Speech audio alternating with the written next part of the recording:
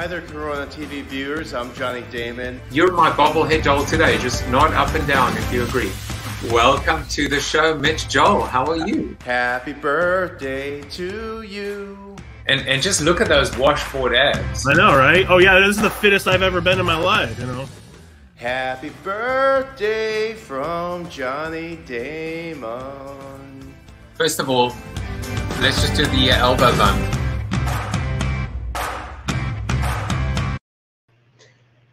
Hey everybody, I'm here with my two buddies, and it's time for Corona Cocktails, which basically means this is going to be a train wreck, especially once I get stuck into my, I'm calling this a Coltatini, Coltini, something like that. It is my signature gin martini, and it is in honor of Saul Colt, who is my guest today. Saul is a fellow streamie. That is my new name for people that are streaming, and I think it's a brilliant thing. There's Charlene Lee, who's going to be on the show. There's Chris Brogan, who's going to be on the show. There was Laura Gassner-Otting, who was on the show. There's Saul. We are a little brotherhood and sisterhood, and we're growing and we're helping one another, and it's a beautiful thing. It really is a beautiful thing. I feel like a bit of a mess today, I'm not going to lie. Look at my face, how bloodshot I am. I tried to do too much this afternoon and time got away from me. I went for a run, 4+ mile run. I did it because I like to run on an empty stomach and then drink on an empty stomach, because that's smart, because I'm smart, you know, just like good old Brain over there. He's smart too.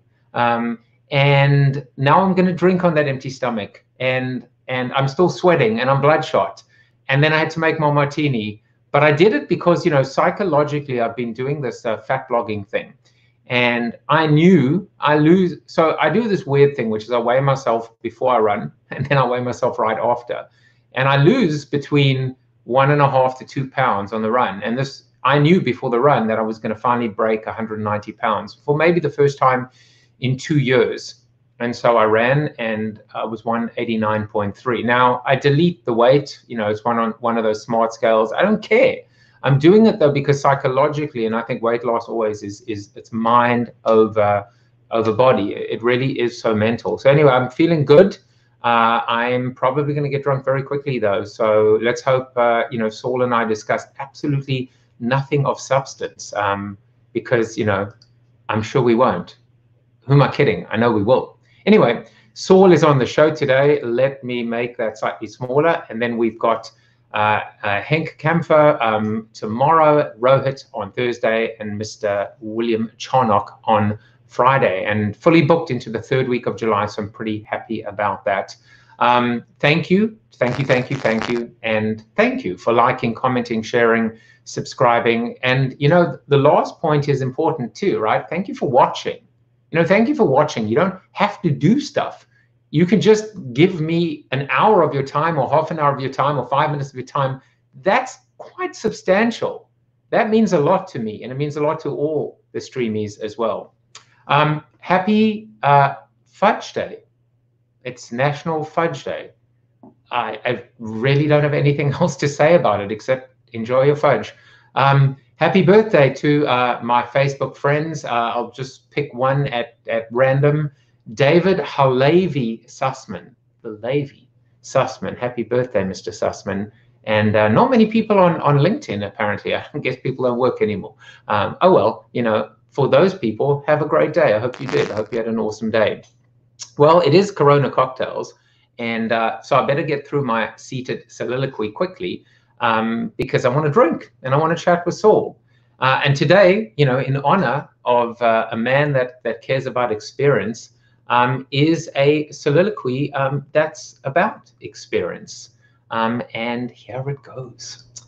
You know, when Starwood, which is now Marriott's W Hotel, opened up, everyone from the receptionist to the front desk to porters would say, "Did you have a great experience?" or "Hope you have a great experience," or "How was your W experience?" Experience? Excuse me? Isn't this a hotel? Why not ask me if I had a good night's sleep, or, you know, if my room was clean, or if the staff were courteous, or if the room service arrived when it was promised. You know, you're a hotel, so bloody well act like it. You're not Disneyland, or are you? And while we're at it, what makes Disneyland an experience versus a theme park with rides, meet and greets, overpriced food, and tourist trap gift shops?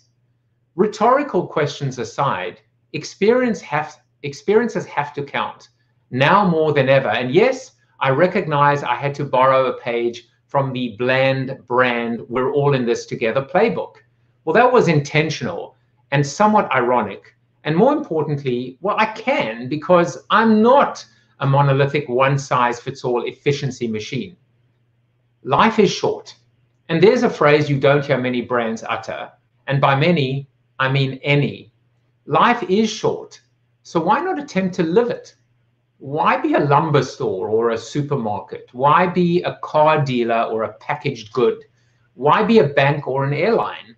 Why not be an experience? Why not strive to create the ultimate dealership experience, or hardware store experience, or cellular phone experience? What we really crave right now is to transcend the mundane, the banal, to elevate ourselves beyond the expected, which for the most part is a transaction that ends up with a consumption event. I mean, we're consumers. That's what we do. We consume, right? Wrong. Oh, and as for the W Hotel, you'll just have to experience their experience for yourself, if we ever go back to hotels, that is. Well, now it's time to get the rebuttal. Does he agree with me? Does he disagree with me? Let's bring him on, the man himself, Mr. Saul Colt. Hey, Joe, wow, you do a lot more work for your show than I do for mine. I just say, hey, introduce yourself, and then we're rolling, and then we start talking. But I'm impressed. Oh, I can do that. I'm Joseph Jaffe. I'm a five-time... Oh, you mean... Okay, I get it. Yeah, kidding. You'll get your chance. You know, I am working hard, and as I was saying to you before, I've never worked so hard and been so fulfilled and been so happy for no money in my life. And for now, I mean, the money part can follow, but the rest of the stuff, I don't want to change for anything. Yeah, no, it's been a very interesting time. So first of all, let me just comment. I loved what you said about experience. I think that brands, they take experiences for granted. And what I mean by that is very few of them actually work hard to, make them an actual proactive thing. It's usually just like a happy accident. They get great employees, and the employees create a great experience, whether it's part of the brand or not. And brands should really be thinking of everything as an experience. So I loved what you said about the W Hotel, and I'm a big fan of the W Hotel because, like, guess what? It's just a hotel. You know, the rooms are the same. You got a bed, a TV, a shower, and a toilet. But, there is just something a little different. And it's not that they're in better neighborhoods, and it's not the other thing. But, it is mandated. And, but that's not a bad thing that they do. Just it feels like they treat you just a little bit nicer than, at the Holiday Inn or wherever. So I agree. But I was gonna say there is something that matters with respect to hotel experiences, and the key is in the word matters. It's the word mat.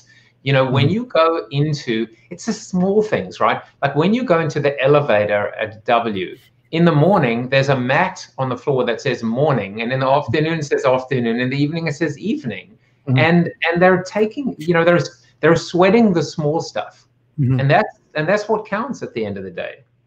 Yeah, so I'll tell you, my favorite hotel in the world is the W Hotel in West Hollywood, and I've stayed there 36 times for work and stuff like that, and I'm easily tricked, and I'm okay with that because I appreciate people who make an effort to trick me. But every time I go back, I know it's on the screen that says how many times I've been there, but it's always address me by my first name. It's so nice to see you. I remember you were here back in May or whatever the date was. They've got all the information there, but the way they actually convey it to me, it makes me feel like I'm special and I was remembered. So there's tons of different ways you can do that. It's a DoubleTree gives you a cookie and things like that. And some people fall all over themselves for a cookie.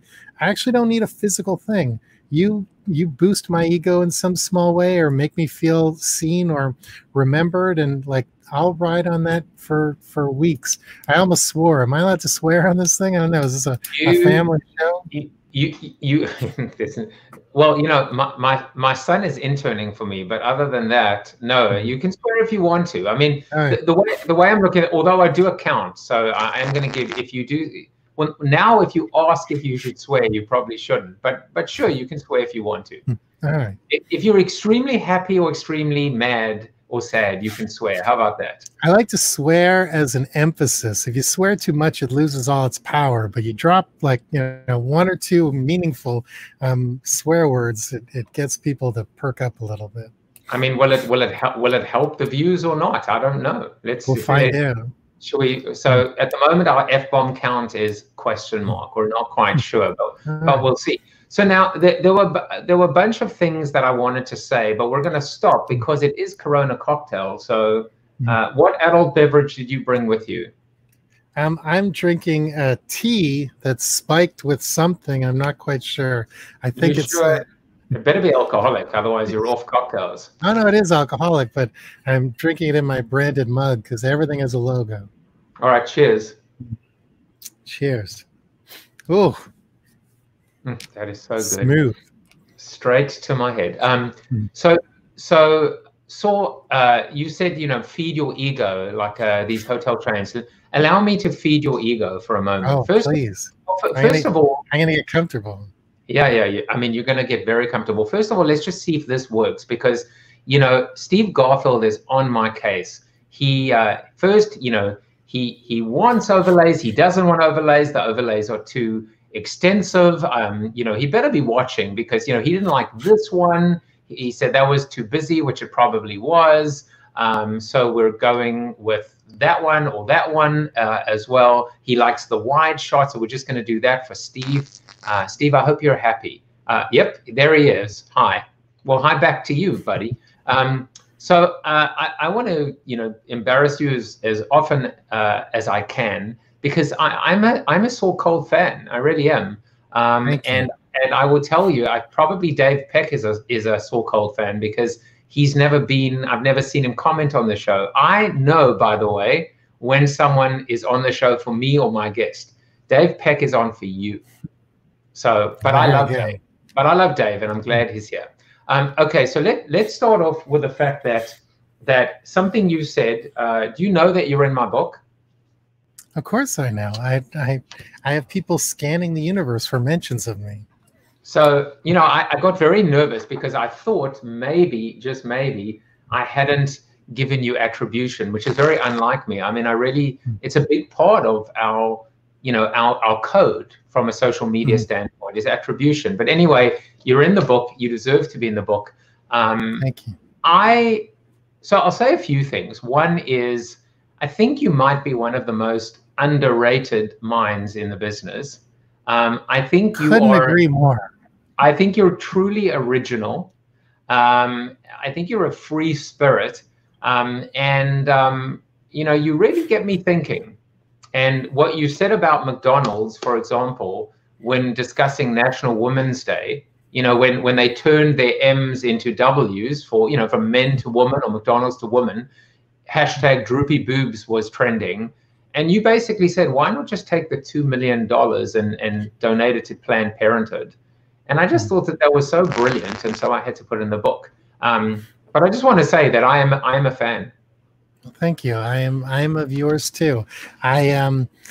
So we've appeared many times together on Bob Norp's podcast, and I'd say the two people that I love being on the show with, but also challenge me the most are you and Mitch Joel, because Mitch, half the time I don't know what he's talking about. It's so over my head. And you, while I understand what you're talking about, it's usually from an angle I would have never come at it from. So I'd say the two of you challenge me the most on that show. Not challenge me me as in like telling me I'm right or wrong, but challenge me in a way that I know I have to prepare so I don't look like the worst panelist on the program. Well, it's funny because you always do come to that podcast and you've always got a quirky little quip at the beginning in terms of your entry point. And it's funny because that's become like your calling card, because when you don't, like the other day we were on the show and Bob like introduced you and I was ready for the big reveal and you were like, he went, "Hey, Bob." And there was like this weird silence. And he was like, I was like, "And?" I think I was fighting like a serious headache that night. I don't know if I even came off well. It's funny. I've been on the Beancast like I don't know, like 100 odd times over the last 7 or 8 years. And I never actually listened to any of the shows I've been on because I experienced it. I don't have to go back and listen. I listen to the ones I'm not on, but if I was there, I don't really go back and nitpick anything. I figured, you know, if I said something really stupid, somebody will tweet about it. You see, this is what I'm talking about. So Dave Peck, and if I was to turn around and say Brittany Mason, would anybody know what I was talking about? But I won't. I won't say that. What I will do is show you what Dave said. So I mean, this is you to a T, right?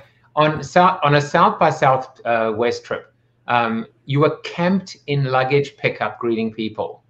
And he asked you why, and you said, "I want to be the first person you see when you get into Austin. You'll remember that."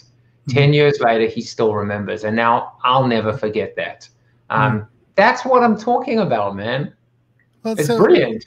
Well, you think about it, you know, you've been at South by many, many, many years as I was. I haven't been the last 3 or 4 years, but I had a good 7-year run where I was there every year.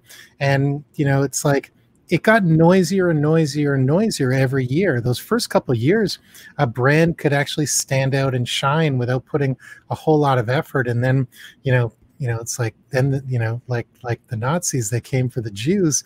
The brands came for the attendees, however you want to position it. And then you're fighting with like brand messaging everywhere, and you know, free Uber rides and all these like things. So I just sat down one year and said, how can we own it? Like, I want to be your first impression. And we hung a bunch of banners inside the airport without permission. We had 2 Greyhound buses, and we were literally just, if you looked like you were coming to South by Southwest, we gave you a free ride into the city on our 2 buses.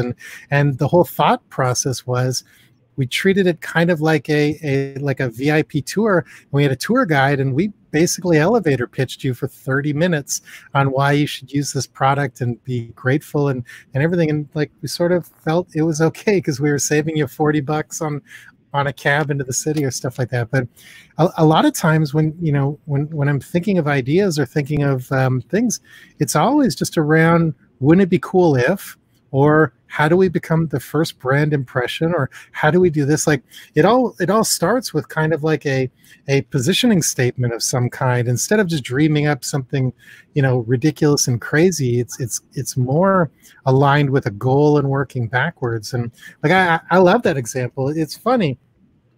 I've been very fortunate. I get opportunities to speak in front of crowds, and my speaking style is a little different than other people's style because, one, I'm trying to, you know, I say offensive things sometimes, not because it's part of my DNA.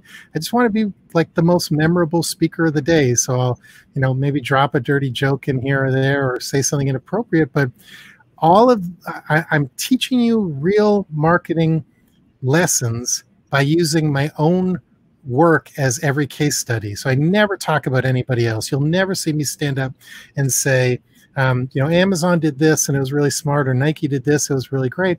It's always like, this is what I did, this is the lesson, this is how you copy, this is what you learn from it, and things like that. And I never ever talk about the South by Southwest buses because it's like one of those things that I always forget about. And it's funny, Dave remembers it, and I'm very grateful and appreciative. Someone else came up to me about a year ago and said that they remember those buses. So I should like dust that story off and tell it a lot more.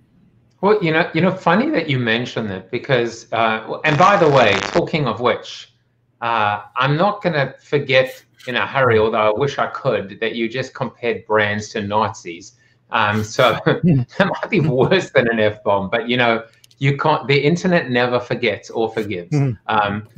But you know, you actually summarize it with this idea of, wouldn't it be cool if? I sometimes talk about what if. That's a brilliant way to start any conversation.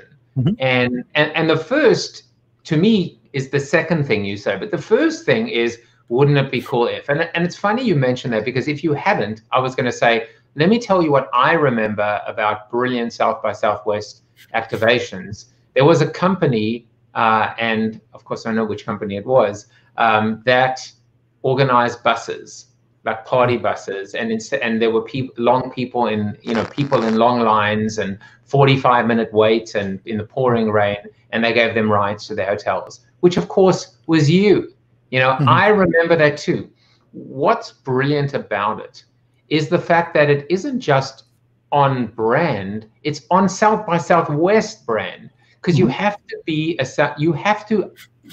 there on the ground, having gone to South by, having felt the pain and the pleasure, know what works, what doesn't work, to be able to come in there and just, you know, slice through all the noise and the clutter and stand out. And it respects your customer or your prospect because there's utility involved. That's why it was so brilliant. So thank you. I'd say that every year at South by we learned more and we got better. When you actually know the target and you know the environment, you can be a lot more strategic and get away with things. So I'll tell you, the first stunt we ever did at South by Southwest was 2007 or 2008. I'm really bad with like dates and things, but I think it was 08. I was told, hey, we need to do a stunt at South by, figure something out. I did my research, and from what I could tell, I'd never been, so I'm going off of the internet. And it was like basically the place you go to learn and the place you go to cheat on your spouse. So using those two things, my result was that we did hangover kits, because you know we read about sort of the daytime activities and the evening activities and stuff like that. So we created these hangover kits that were, it was like a little pouch, and we put in Band-Aids and Tylenol and a condom and lifesavers and like some Vaseline or KY or something. So we played like both sides of the spectrum of like safe and not safe. And we hired some University of Texas Austin kids to go to all the hotels and hang them on every doorknob at midnight. So as people rolled in that first night, it was just like a sea of red pouches on every doorknob of the hotel. And that all came from like, you know, lazy insights from not being there. And then every year after, we were able to do more and more cool things because actually had the knowledge of being there and understanding what the event really was about and stuff like that. But, you know, the hangover kits, I don't know if you know, oh man, I'm blanking on his name. I feel awful. He was like CEO of iStrategy. Peter starts with a C. Can't think of it. I'm sorry, Peter, if you're watching this. But anyways, he came up to me like a decade later and said, I still use this hangover kit as a change purse. And he showed it to me. It was in his work bag. And I thought that was like the coolest thing ever. But again, the idea came from, wouldn't it be cool if we created this kit for people who were like cheating on their spouses? Like that was sort of the base idea, because you can never go wrong playing into people's sort of carnal desires. I would just like to say for the record that I did not go to South by Southwest to learn or to cheat on my spouse. I would go there to hang out with Saul. That's pretty much the reason that I went. And I never got a hangover kit. I do remember once my craft foods client, he actually, like, you know, Ed Kazmarek, you know, give him credit. Do you remember one year it poured and poured and poured for pretty much every day, and he went and he very, very quickly ordered umbrellas that were branded, and there was like some, I don't know, it was the macaroni and cheese or something that was the shape of a, you know, I don't know, an umbrella or something like that. But anyway, so Jenny loves your glasses. I went and changed, by the way, the whole brand motif while we were talking, because I was just trying to like see which one looks better. Does this one look better or the minimal one? What do you think? I I've been playing with the minimal one. I'm a big StreamYard fan. I like the minimal one. Well, I shouldn't say that. I like the minimal one better for banners. I think it's a little bit more tasteful in the wide view because you have the black on the black. But the minimal one doesn't do justice to the photo avatars when people actually chime in with comments. So it's almost like you have to play around with it as you go to get the perfect situation. You know, as I am today, and it's just a great piece of. I mean, it's funny. It's like we're streamies, right? So we're like, you know, it's you and I were talking earlier, and I think before you say that, I would just like to thank Jenny for chiming in and noticing. I appreciate all attention from people with wonderful judgment and taste. So now, please go on. Yeah, and Jenny's on the left, and I think that's her daughter maybe on the right. So thank you, Jenny. But your glasses are great. I am wearing my contact lenses today, and I can't see a damn thing. So it's actually, by the way, funny enough, in this age of COVID, I'm wearing my contacts a lot because when I put on my mask, it keeps fogging up my glasses. And so that's been like a bit of an occupational hazard, but I don't know if that's happened to you at all. I've actually figured out a system. I'm like I only go out once or twice a week for. I feel like your glasses are masked. Yeah, but I tuck the glasses in. I use the glasses as kind of like a nose piece, and for some reason I don't get fog. So maybe it's just because they're so big that they're immune to it. So anyway, you know, that is enough about glasses. I want to ask you another question, which is, do you know why, Jan, you know, screw you, you know, beautiful contact lens frame, Joe. You know, he's my biggest fan, Jan. I love him, and he knows that. You'll see him in the after show afterwards. By the way, you're going to come hang out with us in the after show, right? Yes, I've cleared my schedule for this. That's awesome. So let me show you my background. So that's my background. Do you know why this is my background? Because it's Pinky in the Brain. It's right. And why is it Pinky in the Brain? Because you're a little pink and really smart. No, I would be Pinky. You would be the brain. Why are you the brain?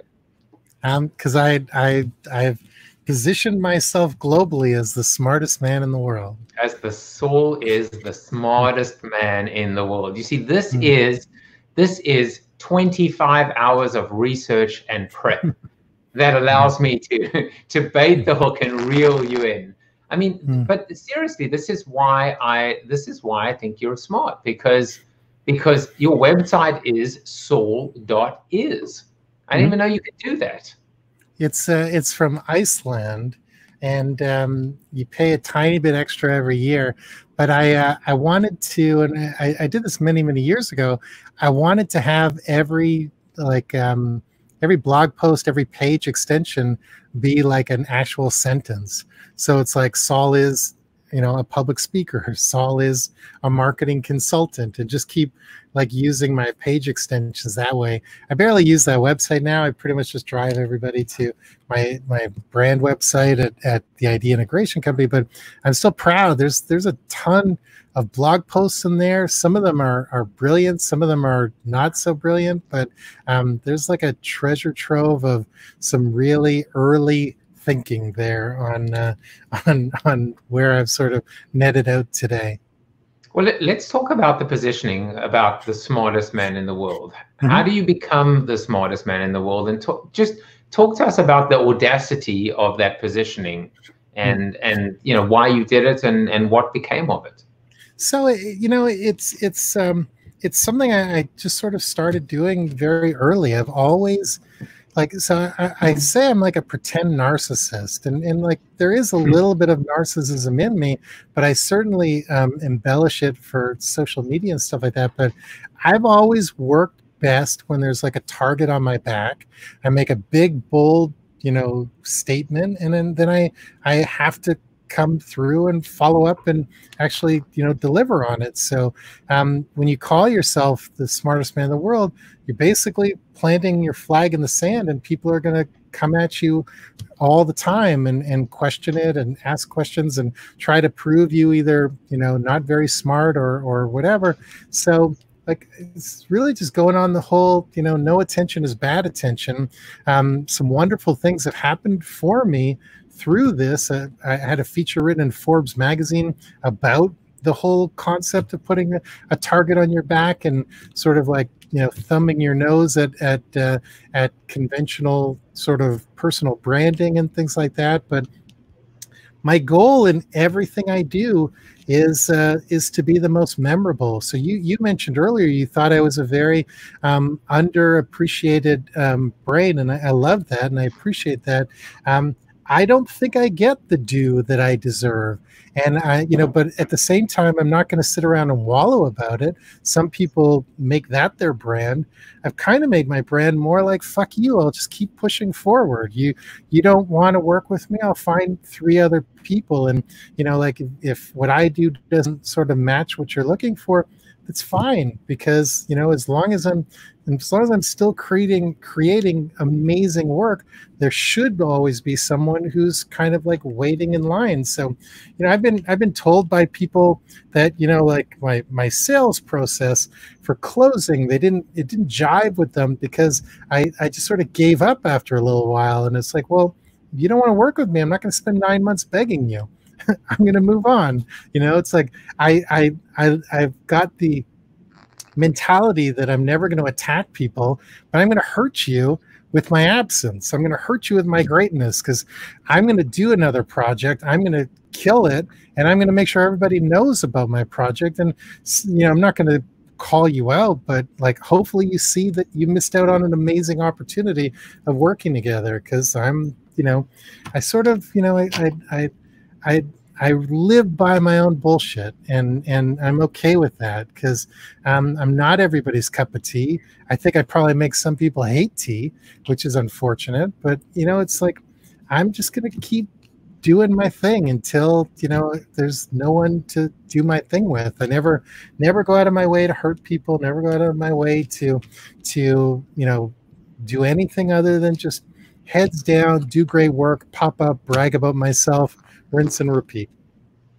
What about spiked tea? Spiked tea, I like it. That's what you can never make someone hate spiked tea. I mean, this is exactly why you're an original, because you're also this beautiful mix between like of contrast or almost contradictions, which is confidence and unconfidence, security and insecurity, but all in a good way, which is fighting for what you believe in. And I think this is what's happened through COVID and through Corona, which is people like you and I are finding our voice, or rediscovering our voice, or just amplifying our voice. And maybe it's through these shows like your show. And by the way, like, how do people find out about your show? Because you're streaming often. And, so I've been doing a podcast for a year now, where I just uploaded my 48th episode, and the show's called "We Now Join the Program Already in Progress." And the concept behind it is very high concept. It's like a late 80s Jerry Bruckheimer, Don Simpson movie. But basically, it's a cold open. I don't do any of the monologue or any of the like really flattering things you did at the beginning. And the premise is you basically joined a conversation once it got good, because I think like we're grooving now, but that first 3-4 minutes always takes a little while for people to figure it out. So I just basically interview people for like an hour and 10 minutes, and I find the spot where we're all really comfortable. I save my better questions to the end, obviously, but it just cold open starts with like jumping in like you just walked in the room and there's 2 people talking and it's a conversation. And I moved it to Facebook Live as a way of just forcing myself to keep cranking out more episodes, but also like this is so much better than a podcast. This is better than being on a phone conversation. You know, like I'm taking my turns looking straight in the camera so people don't think I'm weird, but I actually like looking at you. Like it's, you know, human interaction is about, you know, eye-to-eye contact. And man, like we're on like day 90 of being home. Like I'm not one of these people who thinks it's all over and we're all going to be fine. So I'm still, you know, mostly homebound, couple days a week, go out for groceries, deliver food to my parents, that sort of stuff. But man, I crave human interaction more than I ever thought I did. So the idea of moving it to Facebook Live just seemed like a natural thing. And one thing I've noticed is there seems to be another level of credibility when you do a video show as opposed to just a podcast, because I've reached out to, you know, like borderline celebrities and said, would you do this thing? And they're way more attracted to it when you say Facebook Live than when you say a podcast. So I'm doing a podcast. I'm doing a Facebook Live, then I shoot it up to YouTube, and then I push it through my podcast feed a week later. So part of my pitch for getting people is like, I'm putting you in 3 different feeds with 3 different audiences and just kind of going through there. But I started it because all my idols were talk show hosts as a kid. Like I love Letterman and Carson and Conan. So this is my way of like just reaching out to people, either people I really admire already, like yourself, who's going to be on the show, and people like that. And also I've used it to reach out to complete and utter strangers who I just wanted to talk to. And, you know, like I've been able to talk to, like, I don't know who's been on the show, David Feldman, you know, co-creator of Triumph, the Insult Comic Dog, and one of America's greatest joke writers. I've been working really hard to get Alan Zweibel, co-creator of the Gary Shandling show. So, you know, like you're sticking to, at least your morning show, you're sticking to a lot of authors and marketing and business people and stuff like that. I'm just kind of using it as an excuse to talk to people I've always wanted to talk to. So I've had entertainment people, I've had business people, I've had marketing people, CEOs, you know, authors. And I kind of started it as just for me. And I'm very thankful that people seem to like what I like to a certain extent, or they like how I expose them to people or different conversations and things like that. So, you know, I just, it's something I truly, truly enjoy. And you know, it's like, I'm not having as many conversations as I would like to, because there's nothing better than just bumping into somebody and catching up and stuff like that. And, you know, to give Chris Brogan all the credit in the world, the only reason I'm on StreamYard is because I stole the idea from him. And that, you know, he's doing that daily catch-up show, which I like. I listen to half of them because I think like he's great, and the type of people he's getting on and stuff like that. I can't keep doing a daily show because if it's someone that I know, I can riff and it'll be interesting. If it's something I don't know, I actually like to put time and energy into research so that, you know, nobody's time is wasted and it's full value for people and stuff like that. But I love it. I just really enjoy talking to people because I sit at my desk here and I work all day long and I'm heads down, and you know, if I could poke up for an hour or do something, there's nothing better. It's like I've broken my day into 3 buckets. I spend you know, an hour, 45 minutes to an hour sitting outside eating my lunch, try to get some sun and you know, sit around and play with my dog, and the rest of the day I'm pretty much working or on a video chat, either, you know, to be shared or work related. So it's so important for me, just as like a human, to go out and talk to people. And I like talking to people I've never met before, because I love to learn from other people. And you know, it's like you can only read so many blog posts and only read like so many things. Like I get so much more inspired from a throwaway comment from somebody than, you know, than probably most people. Like you'll say something and I'll be like, fuck, I got to remember that because that was brilliant. And I will like action on it somehow or some way or something. That was awesome. That was awesome. So as you're talking, I'm thinking, I'm actually trying not to think. So I'm trying to think. I have that effect on people. No, I'm trying to think like one of the skills that I'm learning is, and this is so true in our dastardly godforsaken industry. People are just thinking. I mean, exactly. I agree, Steve. That was great. I went back to the minimalist brand. Because what and Steve, I'm sorry that I went with the whole mosaic thing. But when people are trying to think of the question they want to ask next, they're not listening.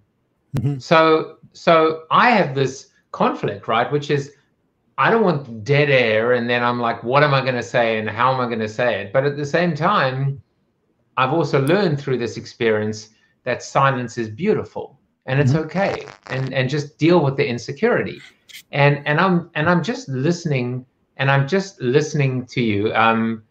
Steve says, by the way, he doesn't like mirrored text. I'll change that. I mean, I can do better, by the way, and I am doing better. But I only put up the quote for a reason, because I play this game with my guests, which is, can you guess who said this? Fill your life with experiences, not things. Have stories to tell, not stuff to show. That's easy. It was Mother Teresa, wasn't it? You're so close. It actually, and I did this for a reason, it was actually anonymous. It was anonymous. Why did I put that there? Because you can steal it, Saul. You can make it a Saul Colt original. It sounds like something you would say. Did you ever see the episode of Curb Your Enthusiasm where I've seen them all. Okay, where I'm blanking on everybody's name right now. Why can't I think of who's the guy? Probably Leon. It's probably Leon, because no, it wasn't Jeff. No, Mocha Joe. I don't know. I can't believe the star of Curb. Why am I blanking on his Larry name? David. Larry David. Thank you. He takes credit for every museum that has anonymous on the wall. He goes, I made that donation. I just didn't want to make a big deal about it. Well, you know what I do? I'm trying to get Larry to come on the show. Well, yeah. I'm talking to his people, and by talking to his people, I mean no response. But carry on, please. You know who's really fascinating is his daughter, and not because she's beautiful, and not because she, dated Pete Davidson. The one name I can actually pull is somebody that's irrelevant. But his Ariana daughter. Grande is his daughter. No, he before Ariana Grande, it was Pete Davidson dated Cassie David, but she's a brilliant comedy writer who does web TV shows, and they're funny, and she's really smart, and she wrote like an op-ed piece, and I think it was the New York Times or something, and she wrote this amazing article about why she lives with her dad when she's in her mid-20s, and the article basically, the clickbait was she lives with her dad because he's dying. And then everyone goes, oh my God, Larry David's dying. And then, paragraph 2 is kind of like, well, he's not dying right away, but he will die one day.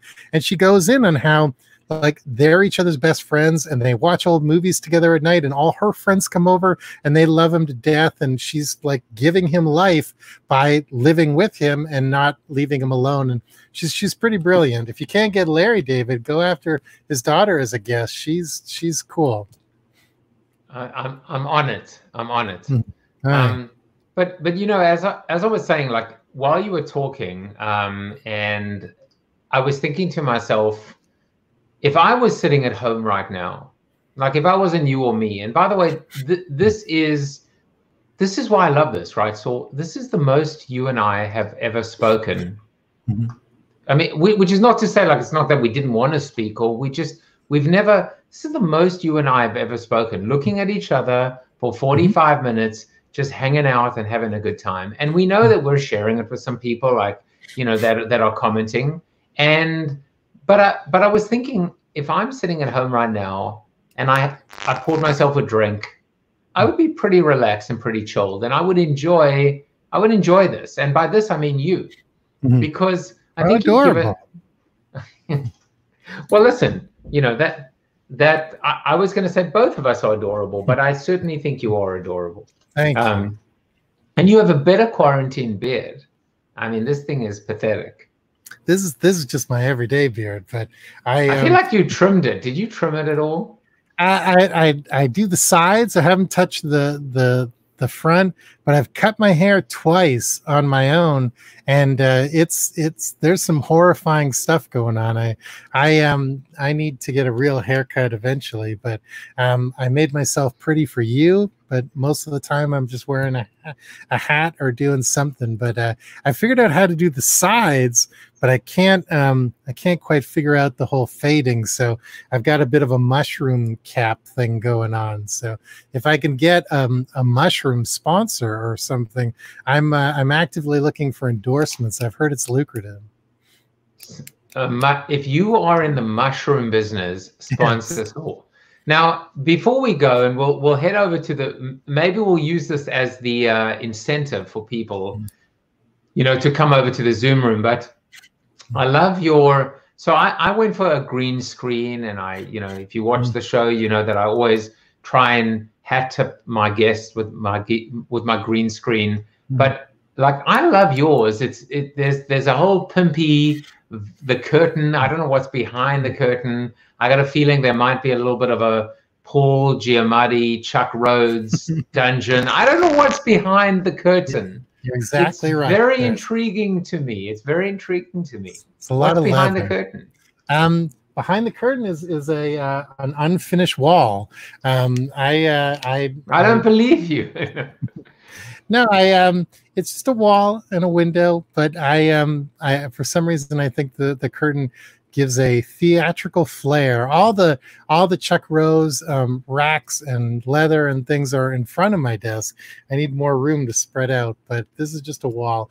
But I like to create, everything is about creating a mood and a theme. So I've got, some books, some awards, some things over here, and I've got my mystery sort of performance curtain behind me. So I have to say, I've thoroughly enjoyed our time together. Myself included. The best part of it is, I was like, hey, last night, like, what do you want to talk about? And you're like, we could talk about how, if I may read, this is the show notes, right? We got to all of it. We got to none of it, which is the best part of it. Not one thing. How brands have missed the opportunity to market. How COVID, but brands don't have a plan. Life in quarantine, but I've watched 3 of the worst movies. Why brands should be increasing budgets for experience. This is my best kind of show notes, because we didn't touch one of them, not even one of them. But if you come to the Zoom after show, you can find out about the 3 worst movies that Saul has watched. You can also find out about the story of how Saul got on this show. So let's leave it there. Saul, how can people find, if people aren't intrigued about you after this show now, they will never be, but give a plug. You deserve it. Okay, so if you want to work together in some way, you can go to my website, either Saul.is or theideaintegrationcompany.com. If you're curious about my podcast, go to saultalks.com, SAULTALKS. And, just follow me on Facebook. I do, a show eerily similar to this, but less intelligent in some respects. And I'm going to have Joe on my show shortly, so you certainly don't want to miss that. You can just, you're on Facebook already, go over and follow me, just Saul Colt, all 2 words, I guess. I'm mostly Saul Colt, all 1 word, anywhere on the internet. Well, he is the smartest man in the world. And right now, if you want to come and hang out with Saul and myself, we'll see you at bits.ly/Corona TV after show. Saul, thank you so much for coming in. It was so much fun. It was my pleasure. Thank you for having me. All right, let's head over.